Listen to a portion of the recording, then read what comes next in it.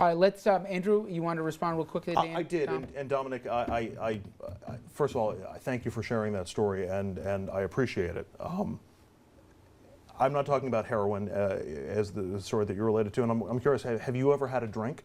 Have you ever had alcohol? Of course. But that's just as much a gateway drug as marijuana is. No, I'm sorry, that's ridiculous. It certainly is. Andrew, in the housing projects where I come from, when kids smoke marijuana and blow their brains and blow their minds psychologically, and they're never the same, that's not the same as having a drink.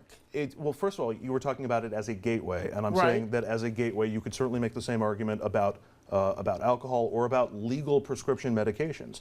The second point is, for these kids who are smoking marijuana and blowing their minds up, I assume you're talking about kids who had laced marijuana, had PCP involved in it.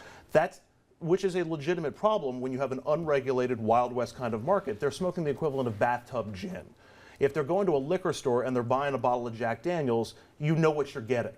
But when you buy homemade bathtub gin, there could be anything in there. And so I would argue that all right, let me try and bring in real quick, because I don't have time. Let me bring in a couple calls. Barbara in Pennsylvania on the line. Thanks for holding, Barbara. What do you think?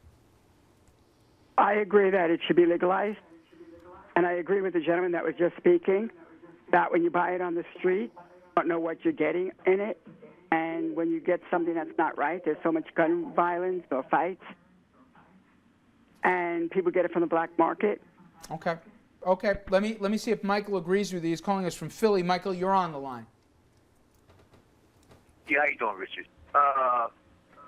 Richard, I don't think it should be legalized because you'll have the same problems you have when people drink and drive. They'll be smoking weed and driving, and then you'll need a breathalyzer for that. So, no, I don't. Hey, Rich, one more thing real quick, and I'm out of here. Listen, you have to take a background check for buying guns or whatever. Richard, they want to create some new legislation. Everybody that wants to buy a gun, Richard, they should have to take some kind of psychological evaluation. All right, Michael, I like how you squeezed two topics into one here. Nice try. I was sticking to the guns here, and I'm already at my time limit for this one. I could keep going. Trust me when I say phone lines are jammed. They've been lit up like a Christmas tree. And this is what I want you to do. Go to our message boards here. Go to our Facebook page. Make your opinion heard. We'll do a mailbag on this tomorrow night.